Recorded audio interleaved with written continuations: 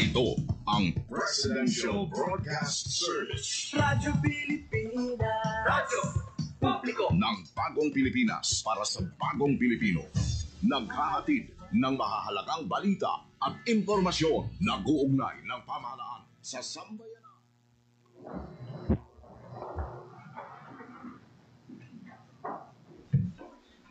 Samantala, papasukin muna natin ang aktibidad mula dyan sa Palasyo ng Malacanang kasama si Alvin Baltasar. Alvin!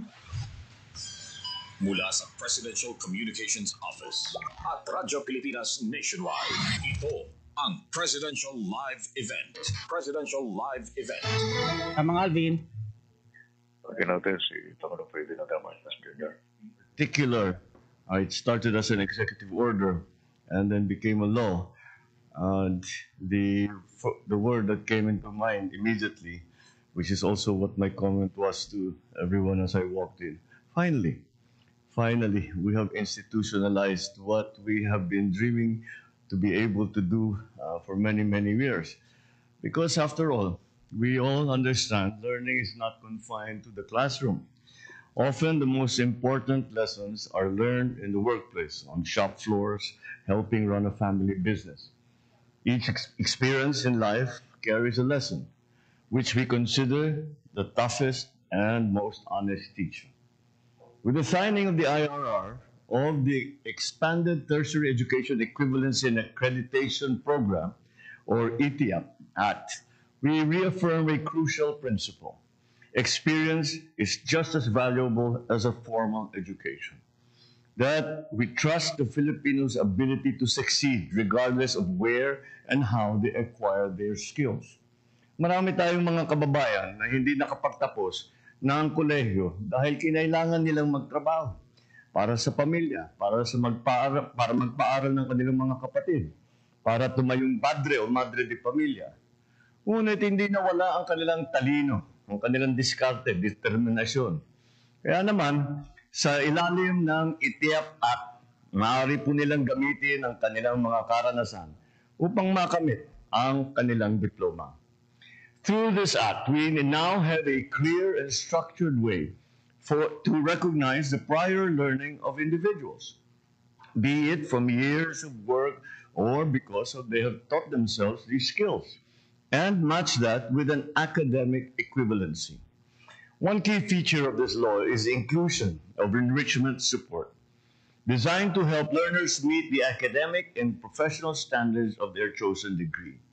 By encouraging higher education institutions to adopt flexible approaches such as online learning, we respond to various backgrounds, life experiences, and learning styles of the ETIAP applicants.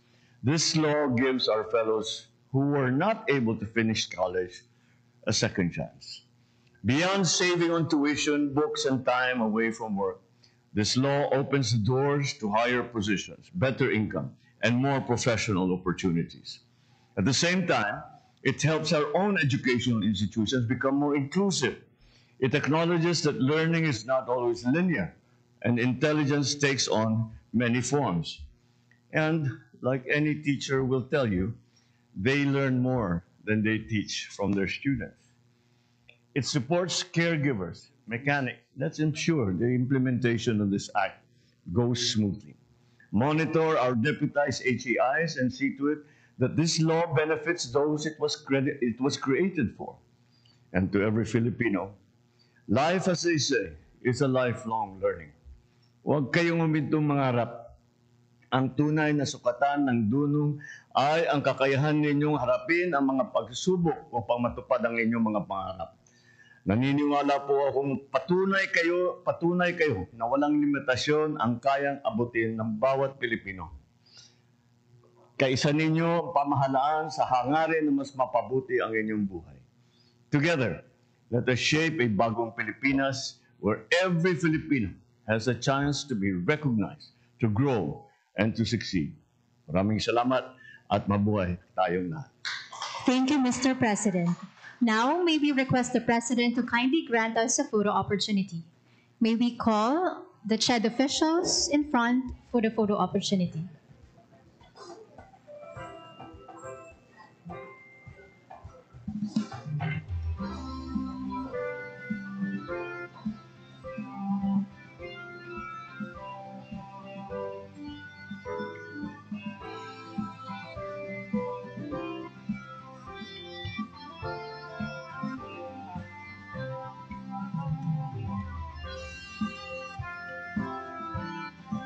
Thank you, Mr. President. And that concludes our program. Once again, ladies and gentlemen, the President of the Republic of the Philippines, His Excellency Ferdinand R. Marcos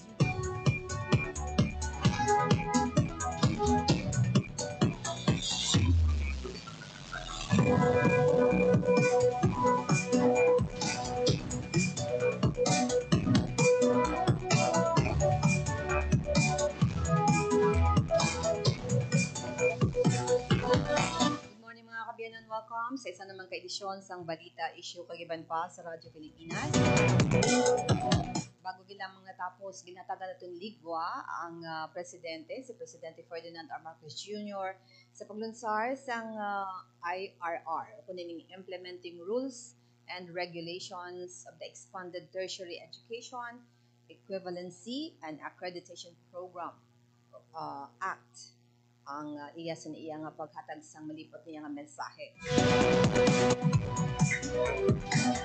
Ang mga aktibidad mga kabiyanan ginhiwat sa Malacanang. Today is June 17, 2025. Martes kita mga kabiyanan, tagpila sa mga aton sa ni, gadulong sa inyo nga mga balita kag impormasyon.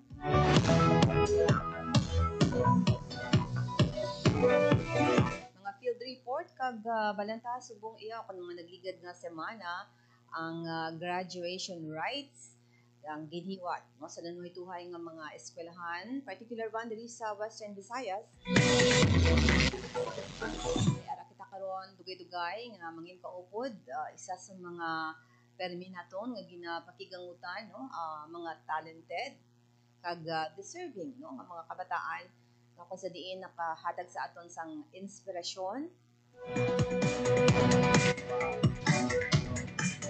sa dira no si Ijan Calapardo, Ijan James Calapardo, Florida. Pero bago na mga kabiyanan, batunon nato ng report from Polta Rosa ang pag-aresto sang kapulisan sa Rion sa mga wanted persons sa sulod sa duha ka semana naglabot sa 137. Ibaloon nato nina mga kabiyanan ang report. Radyo Pilipinas, report.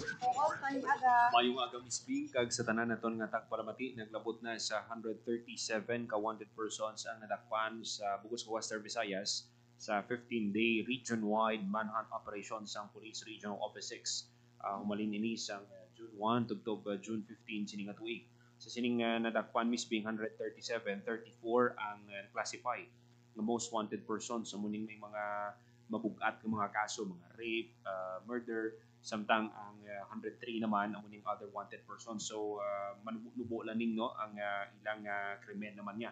Sa 137 nga nadakpan ini natikayon no na nadakpan pinagi sa masangkat nga koordinasyon sang various police units sa bilog nga Western Visayas. Sa most wanted persons sa 34 nga nadakpan aring breakdown no at least may idea ang aton nga mga kabyanan kung kamusta ang performance sang tagsa ka mga police offices. Ang Iloilo Police Provincial Office nagkaaresto sang 18 ka most wanted persons, 7 nadakpan sang Aklan Police Provincial Office, 5 Iloilo City Police Office, 2 ang nadakpan sang Antique Police Provincial Office, Capiz kag Criminal Investigation and Detection Group Regional Field Unit nakadakop sang tig-isa ka wanted person. Kadto kita sa 103 naman no ka other wanted persons. Nagkapanguna ang Iloilo Police Provincial Office nga nakaaresto sang 53, Antique PPO nakaaresto sang 20, Capiz Police Provincial Office nakaaresto sang 10, Aklan nakaaresto sang 9, Iloilo City Police Office 7, kag Guimaras Police Provincial Office nakaaresto sang 4 ka other wanted persons. Suno kay Police Brigadier General Jack Wangki, agresibo ang kapulisan sa paglagas sining mga maisalabton sang lagi kag nangin posible ini with the active support sang komunidad nga naghatag sang vital information nga nagresulta sa pagtumod sang ila lokasyon kag nadakpan sang aton nga mga otoridad mismo. Yes. All aside from this mga arrested persons for 2 weeks, no? Ah, Duha ka semana. Balanta si PNP Chief Torre nakaabot diri sa Western Visayas sa Campo Delgado and di ba may first order siya sa kapulisan 5-minute respond. Miss Bing, na interview sang Sabado no si PNP Chief Police General Nicolas Torre III. Ngati ang focus gid sang pagbisita niya among pag-implement sang 5-minute response time sa mga insidente. Pero tinahangpan niya Miss Bing nga hindi tanan applicable. Kumbaga, diri sa aton sa syudad kinahanglan gid yang 5 minutes. Pero kung sa mga rural areas, tinaintindihan niya man no, ang diskarte bali Miss Bing ginahatag na ginatugyan na ni General Torres sa mga hepe. Depende na kung paano nila marespondihan nila. Basta as soon as possible, pagbato nila sa report, makadtuan gilayon kiti hindi naton malikawan ang iban niya ti malayo ara pa to yabi sa putok-putokan sang bukid mahina ang signal so paano maka-respond gilayon ang aton nga kapulisan so nahangpan ina no sang aton nga PNP chief pero kung diriya sa mga urban areas ati do ano ginaya it's a must gid Miss Bing nga marespondihan gilayon ang mga munang insidente or kung assistance nga ginapangayo sang aton nga mga pumuluyo. So gina-sure man ina sang hepe sang kapulisan naton diri sa city?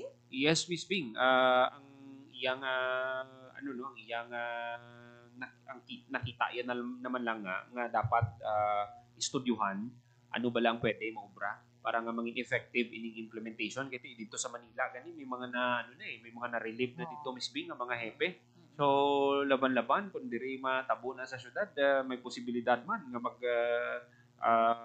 magpatuman sang relief ang aton nga PNP. Talking of pagpahalin sa pwesto sang mga hepe, Paul, di ba nag-reshuffling for sining election? May ara nga possibility makabalik sila or wala? I-try na to ni Miss Bing no, i-follow up sa Police Regional Office 6. Amo man ni ang ginapamangkot sa aton nga mga pumuluyo, ano ang mangin status na kay si Colonel Pulalakaw concurrent in Miss Bing aside sa IPPO, siya man ni ang Chief Regional Staff sa Police Regional Office 6. Sa subong, way pa sang may napilian ang Campo Crame kung sino ang magabulos dira. Pero tinginalantaw man ina no, possibility nga tapos naman ang eleksyon. Pwede makabalik si Colonel Bayani Razalan kiti na sa mga interview kay Governor Toto Defensor na siling niya man nga maayong performance ni Colonel Bayani Razalan kay tinatingala siya gani no sang pagkakasa iya one day before sang eleksyon. So balantayan gid no. So aside from sa IPPO may mga area pa nga may may pag-reshuffle. I-try man naton ina i-check Miss Bing no kasi siyempre bago ang hepe naton sa Philippine National Police General Torre. So lata ka balo no kun anong iyang direksyon dira parte sa reshuffling pero nakita naton ang mga diri sa Guimaras si Colonel Santos more than 1 year naman si Colonel Kim Legada siguro malapit-lapit naman ni 1 year si Colonel Legada kasi nagligad no to siya nag 10 months ang iyang performance sa illegal drugs dalayawon man Miss Bing kasi sa 10 months ni Colonel Legada as City Director sa ICPO 157 million pesos worth of illegal drugs ang nakumpiska sa Capiz naman si Colonel Tapulaw sa Aklan si Colonel Ramos kasi ang Bacolod Negros dito na sila no sa Negros Island region sakop na sila sa scope sang NIR so mo na lang ang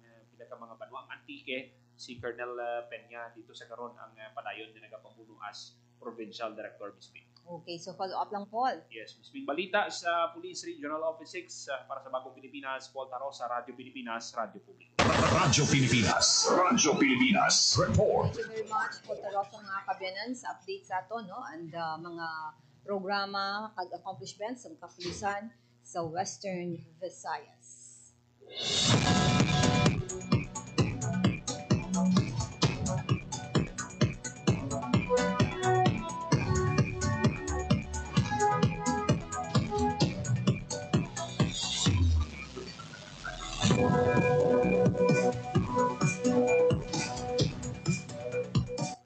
Radyo Pilipinas. Radyo Pilipinas. Report. Ang atong oras Philippine Standard Time, it's 9:21. Na-mention ko kaina, subong yang semana, masako, umpisa sang kahapon o Monday, sa pag-umpisa man sa klase.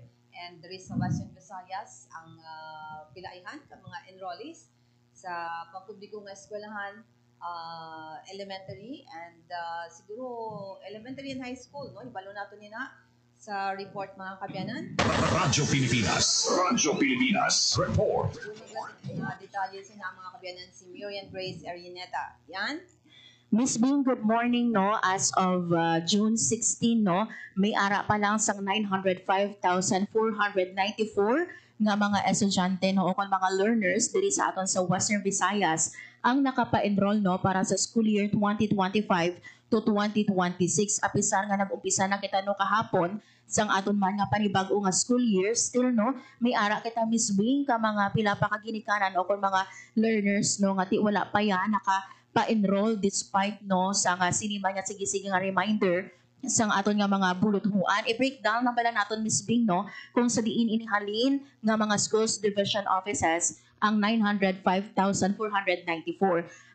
126,303 sa ila ang gikan, no, sa schools division o kung naka-enroll sa schools division office of Aklan. More than 124,000 sa Antique, more than 111,000 sa Capiz, more than 40,000 sa Guimaras. Sa SDO Iloilo Province naman niya, may ara kita, no, sa masobra sa 364,000 nga enrolled na. Sa Iloilo City with more than 86,000, Pasig City with more than 20,000, Cagurojas City with more than 31 enrolled students. Balaan naton, Miss Bing, no, nga ti bangod man sa creation, no, sang aton nga Negros Island region, ang tanan naton nga mga schools division offices, no, dito sa probinsya sang Negros Occidental, kaga even, no, ang aton nga Bacolod City ang nag-separate na. That's why nga diri sa aton ya sa Western Visayas ang bilin na lang gid, no, nga mga schools division offices ang yara sa Guimaras kag diri sa aton sa Panay. That's why nga ti manubo ang aton, no, nga enrolled students or kon learners, no, as of June 16. Kiti wala na diri nadala ang datos, no, sang enrolled students naton dito sa Negros Occidental. Pag-abot naman, Miss Bing, no, sa grade level, no, sa more than 905,000 naton nga learners nga naka-enroll, more than 462,000 sa ila ang enrolled, no, sa kindergarten to grade 6, more than 297,000 naman sa grade 7 to grade 10, more than 74,000 sa grade 11, kaga more than 72,000 sa ila ang sa grade 12. Wala lang kita sa datos, Miss Bing, no, kung ano ini sila private o kung mga pampubliko nga pulot, no. Ang kitimi ara kita, no, mga private naton nga mga schools nga nag-offer, no, sa basic education, and even ang aton nga mga local universities and state colleges, no, nag-offer man sa basic education. So ongoing, Miss Bing, no, according sa aton nga Department of Education, ang pag-encode sang data, and by the way pahayag sa aton nga DepEd pwede pa makapa-enroll, no, sa gihapon ng aton man nga mga learners. May timeline sila until when? Actually, Miss Bing, ipamangkot naton inano kiti usually, no, ang ining aton nga aton nga pag-enroll, no, nagalabot pa ini siya, Miss Bing, okay, isa, no, taga 1 week nga extension. According diri kay Sir Hernani Escolar Jr., no, ang aton nga Regional Information Officer, wala pa sang specific ka data until when lang pwede. That's why ngati ang paghaylo Manila, no, sa aton nga mga ginikanan kiti base bala iban sa ila pa-enroll next week na, not knowing nga ti tapkop na gali or tapos na ang enrollment period naton o kunang extension sa enrollment period nato. As of kahapon yan, bali nakahambal bala ang DepEd nga ang ila target na na reach na nila o kung nagahulat pa sang extension nga mga enrollees. Yes. Diri, Miss Bing, no, sa aton sa Western Visayas, gina-target naton nga may ara kita sang enrollees nga more than 1.1 million. So as of now, 905,000 pa lang kita, no. Mas manubo ini, Miss Bing, ang target naton kiti hambagin naton kaina wala na diri ang schools division offices naton sa Negros Occidental. Oh, okay. So hopefully with the extensions ng enrollment, makadugang-dugang. Yes. Makalabot 1 million. Yes, correct. Ina, Miss Bing, no, amo man na ang paglibot natin kahapon, no, sa pila ka mga bulutuan diri sa syudad sang Iloilo, isa man ina sa mga ginahaylo, no, sang aton nga mga manunudlo, no, kiti for example sa aton nga Rizal Elementary School, Miss Bing, no, do may mga 200 plus pa kabataan nga wala nakapa-enroll, no, kaga wala nakasulod kahapon, no, sa first day of classes. Okay, yes. Para sa Bagong Pilipinas, Marian Grace Aranyata, Radyo Pilipinas, Radyo Publiko. Radyo Pilipinas. Radyo Pilipinas. Report. Thank you very much, Miriam Grace Arinyeta, mga kabyanan, sa report, particular man sa pa-enroll, pagbukas ng klase. So wala pa naka-pa-enroll, no? Nagahingagaw kung na late ang inyo sa iyang pagdasig na, no? Sa pagpadulong sa mga eskwelahan para makahingagaw sa enrollment.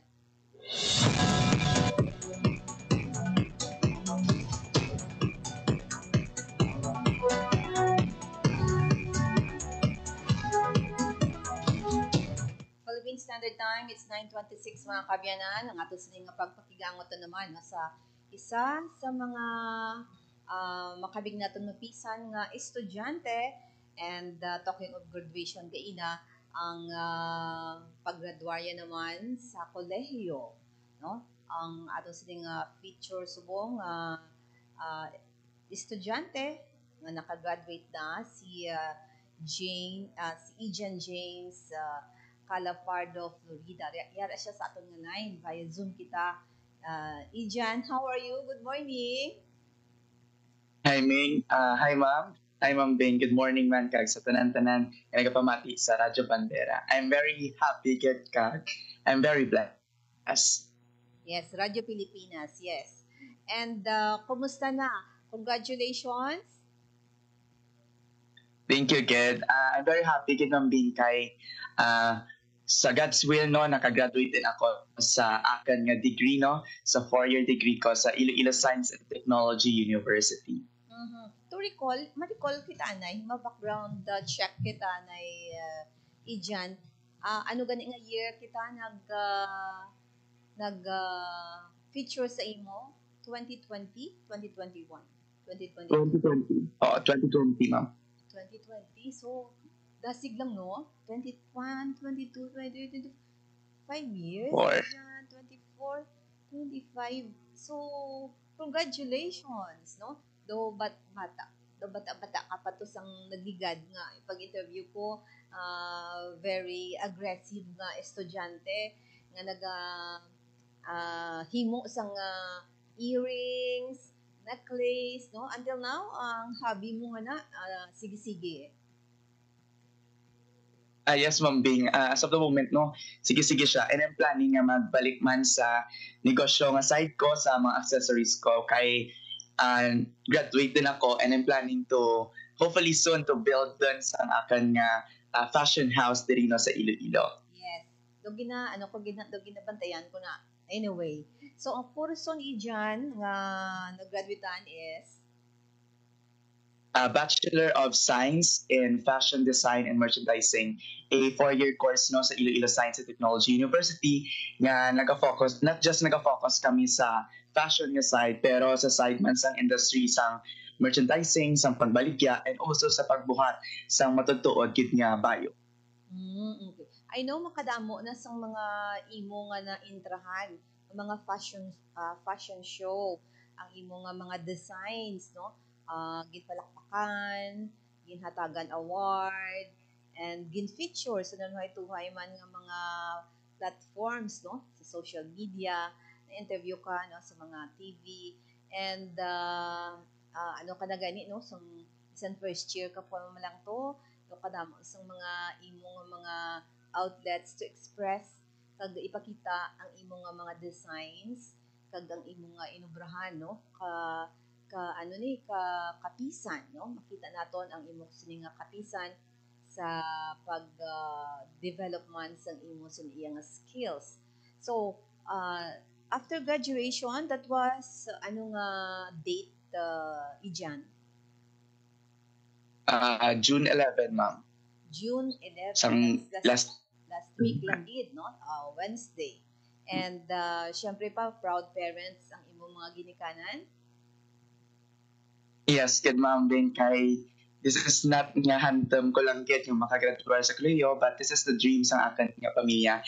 And this is a payback man sa ilang mga sacrifices sa kabuhi kag isa gini sa handom sang akin nga late nga lolo kay sa iya nga last naging hawa ang iya gid ginhambal ka naman is pag-graduatean kami sa college. And I know subong nga happy siya sa may heaven nga nakagraduatein ako kag natuman ko ang iya handom biskan sa iya nga last nga ginhawa. And ang plano ni Ijan is after sini, no, graduation mo, you've mentioned nga tuyag mo i-build ang isa ka imo nga siguro fashion design nga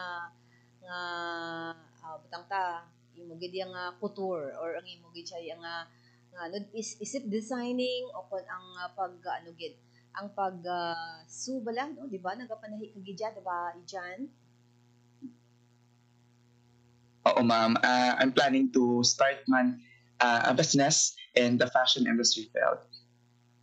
I know, sa imo nga talent, may nakakilala na sa imo. So, may mga connection na ikaw bala. May mga nag-hire na sa imo nga mangin partner. Anong mga plans, upcoming plans mo, Ijan? Yes, ma'am. Sometimes, no, may mga clients pala nga nag-enter nga pabuhat sa designs, but maybe kay do busy gid ang schedule ko kay I'm graduating, so medyo ginset aside ko siya danay. And right now nga nakagraduate na ako, I'm planning to pursue it, and I'm happy nga mag-serve din sa akan nga talent sa tagsa-tagsa. Yes, sa mga nagpamati sa aton, mga nagatutok sa aton subong. Plus na for example, gusto niya magpatahi sang bayo or gown, diin ka makontak or batunon mo bala? Yes, ma'am. I'm happy, no, kung there are clients and they can contact me on my Facebook at Ajon James Florida. So, dira lang anay sa Facebook lang. Abatamat lang. Yes, ma'am. Through Facebook lang danay. Mga through Facebook. So, for now, may mga nag-apply, may mga nagpahayag ng sang interest na mapatahi sa imo? Yes, ma'am. In the recent month, no, may mga nag-guessing in na for mga debut or any. Pero right now, kay do medyo busy that time because I'm graduating, then to medyo ginset aside ko. Pero subong, I'm very happy to know if may mga opportunities nga magabukas after this kay nakagraduate din ako. So, available ka for, syempre pilion mo ang imo nga mga, mga clients, Ijan, no? And mangin available ka in cases nga luyag nila magpakigangot sa imo in person. Yes, ma'am. Pero through lang sa Facebook anay, and then I know dara ka sa Pototan, no? Is it Pototan? Bajangan. Bajangan, ma'am. Bajangan. Bajangan gali. So from in cases dara lang anay sa Bajangan, pero plans mga upcoming plans pagid no in the future kasi may shop ka na dito sa Iloilo hapos ka nakatuan. Yes, so hopefully in God's will. Yes. So aside from you sa inyong batch, sa inyong klase for example, tanan ka mo bali pila ka bilog ka mo nga nag-graduate? More than siguro, ma'am, sa isa ka section mga 40 plus. Kay ang amon nga course, we have duwa ka section, the A and B. So, medyo damo kami nag-graduate, mga more than siguro mga 80 plus or 60 plus. More than 60 plus. Okay. Yes. So, very happy gid. And ang next ko, guro nga pagid pagka-interview ko sa mga kundi isang nandiga to, struggling student with high vision, kag very aggressive sa paglabot sa dreams, no? And damo nagpalapit kag nag-feature sa imo sining nga designs sa imo because of your skills. And now after 4 years graduate na si Jan. So next ko guro nga pag sa imo nga pag interview may shop ka na, no? Kag barmi ko gurga pa na wag Ijan. parang mapatahi ako, no? Di mo ako suki, no, sa pagpatahi. So, congratulations, Liwat. Anything na luyag mo i-share pagid? Anong mga hopes, no, nga na-realize nimo nga nalabot nimo diyan sa imong pag-eskwela? Yes, ma'am. I've learned no, sa 4-year college journey ko sa ISATU, na-realize ko din nga hindi siya madali. I have a lot of sacrifices, no, damo ako mga breakdowns and moments nga gindoubt kung akong tugilingon. But one thing in myself ang ginhambal ko, because this is my dream, no. Amo jang dream na ginsulot ko maging isa ka feature fashion designer. So gintuman ko ina nahandom, and I put everything on it, no. Ginbutang ko si God sa center sang akon nga journey, kag nangin part yun siya sang akon nga paghimakas. And also ginapasalamatan ko man ang tanan-tanan, especially first is my family, no, sa unending love kag support na ginhatag nila kanakan just to achieve this dream. And also sa akon mga mentors sa Iloilo Science and Technology University, kay Dr. Nino Vivo de Verona, kay Ma'am Golveo, kay Sir PG Arañador sa among head department, no, nga nagpasalamat din ako for molding us, not just ang akan nga talent, pero nagbukas sa mga naglain opportunities aging taon ang dakanakan. And also to all my friends, no, sa akon mga supporters, sa akon mga family dira, and sa tanan-tanan nga naging part sang akan journey, especially ang Radyo Pilipinas Iloilo, kag ang mga clients ko man and the residents sang akon yung mga business sa nag-support sang akon yung journey sang umpisa ako sa 2020.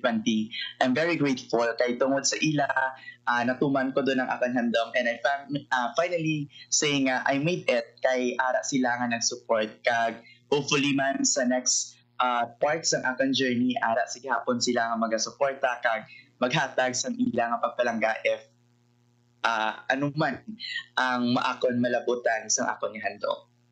Yes, congratulations Gid Ijan, and basta sa mga achievements kag mga dreams, no, kag hopes, no, sa mga estudyante, suportahan ta na kag ti kamo yung future sang aton sa iya nga pungsod, no, in terms of fashion, kanami sa imong mga designs, no, and galing wala ko gali ka ano sa imo, di mo ako kliyente, so next time, no, mangin client mo na ako sa imong bag-ong direksyon na naman, no, sa bilang professional mo ng direction as a fashion designer. So thank you very much Ijan, and good luck, continue sa imong success, kag salamat gid. Thank you man, Ma'am Bing. Thank you so much. Thank you very much, mga kabyanan, sa inyong pakig-angot man sa mga luyag ano kay Ijan, suporta, no? So may ara siya Facebook, sa Facebook page niya, ang ngalan niya is Ijan James Calapardo Florida. So isa ina sa mga estudyante, no, manami sa designing, no, sa fashion designing. Maghatag ako na sa pila ka mga pahanumdum mga kabyanan, ang aton sining nga dugang nga mga balita kag mga impormasyon. Standby. Time to celebrate kulturang Pinoy. Tradisyon, musika, sining, literatura at iba pa. Anything and everything fun and Filipino. Ito ang Pinoy Kultura. Iba ang musikang Pilipino, or more popularly known as OPM. May OPM na makabago. May OPM na makaluma. May OPM na rock. May OPM na rap. You know, last night, yo, it was the best. May OPM na mabagal.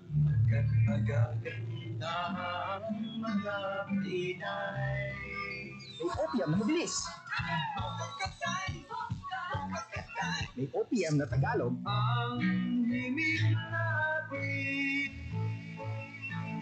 May OPM na English.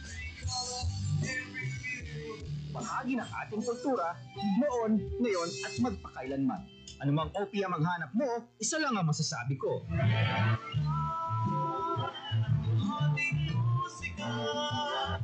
Yan ang Pinoy Kultura, because our culture is cool.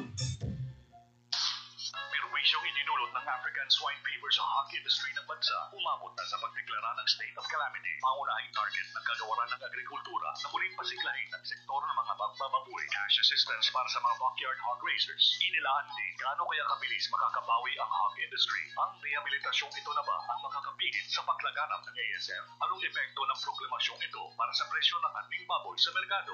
Patuloy na tumutok para sa mga pinakahuling balita tapat sa pag-uulan.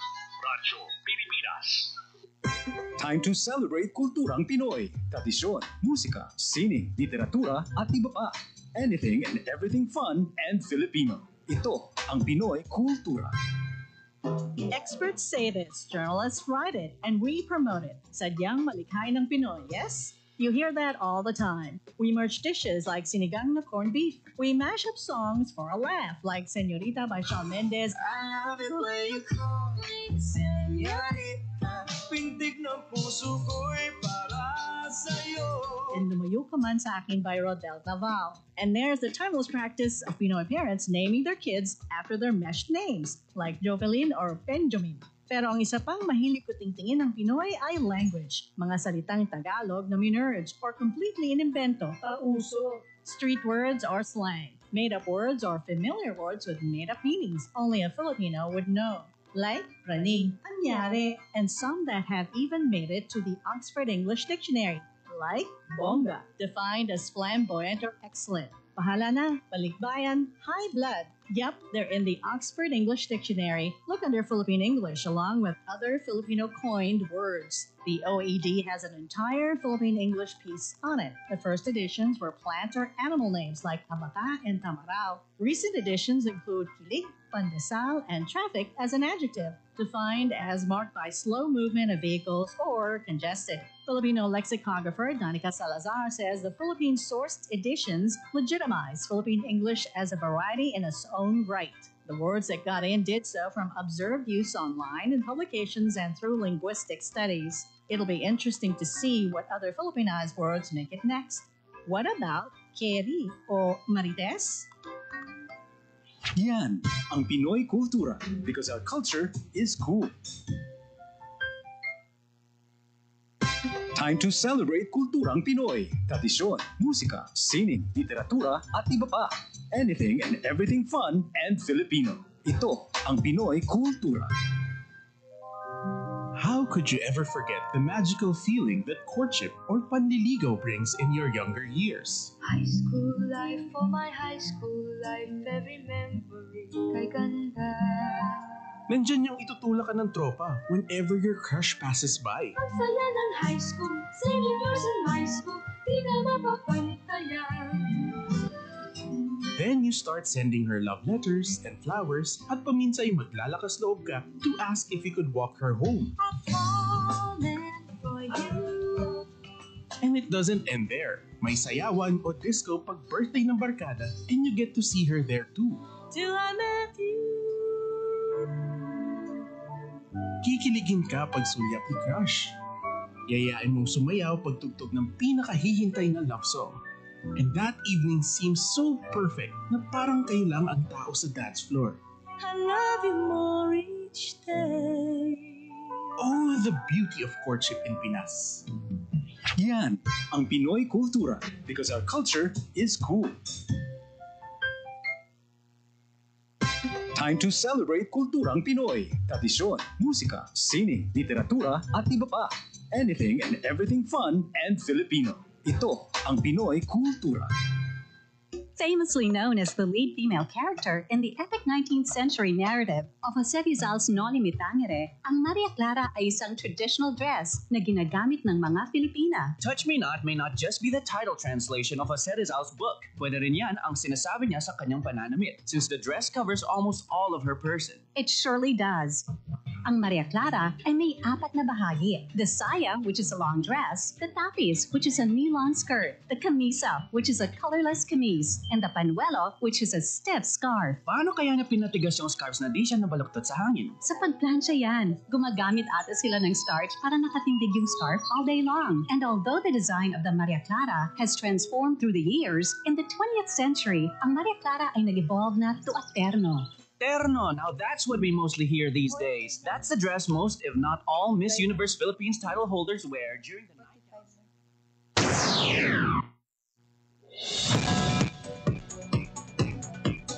Philippine Standard Time, it's 9:45. Ang probinsya sa Iloilo, Public Employment Service Office, upod ang Northern Iloilo State University, Estancia, Maine, maghiwat sa job fair sa June 20 sa Northern Iloilo State University Main Campus, Mini Theater sa Estancia. Ang mga fresh graduate nga nagapangita sa trabaho o kung alumni na with or without job experience.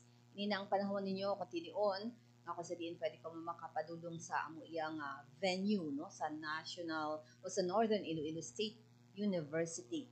Ang pag-announce sini through the province of Iloilo kag ang NESO Estancia Career and Placement Service Office.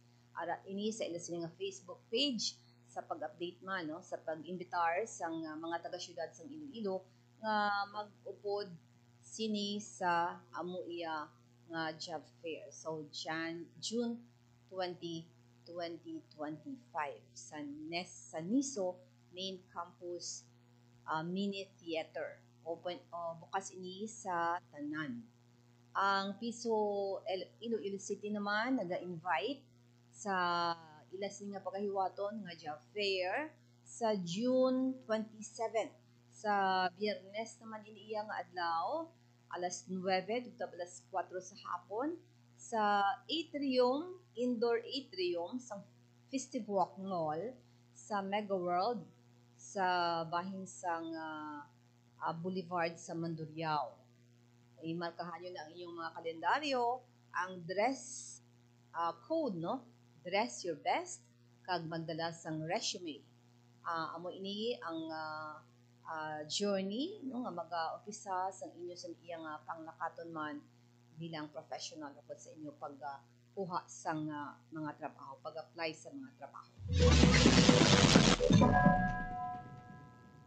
Mayar man sa job fair nga hiwaton ang pagtawag sa ni Peso Mega Job Fair 2025. Subong 20 June June 17 ang Peso Mega Job Fair naman iniya sa province of Iloilo hiwaton sa July 18, 2025.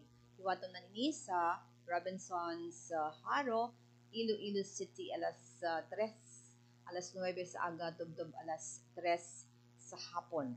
Mga ara sa Ismil no ka local nga mga jobs kag 3,000 overseas jobs naman ang available no may ara sang on the spot interviews, may ara sa mga employers gid no magatubang sa mga aplikante.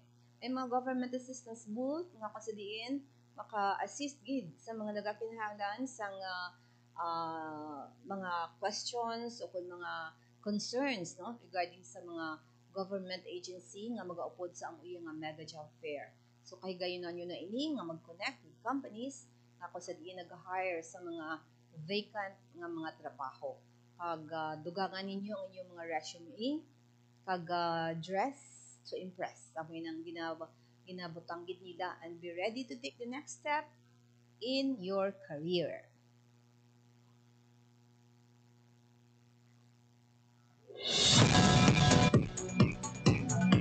Wala na ako sa oras sa ato sing pagpanglaga diri sa programa. Partner ko naman sa technical side sa studio si Rochelle Jones Sotahero, sa Vincent Transmitter Jeffrey Bitita. Salamat sa mga nakatutok kaina sa pag-report man ni Paul De Rosa kag Miriam Grace Ernieta. Thank you gid kay Adrian James, Calapardo, Florida. Congratulations sa liwat. Sa tanan mga nag-graduate sini iya nga school year 2024-2025. Congratulations. Sa mga na-mention ko nga mga job fair, pwede gid kamo no makapadulong sa amo iya nga pagbukas sang job fair.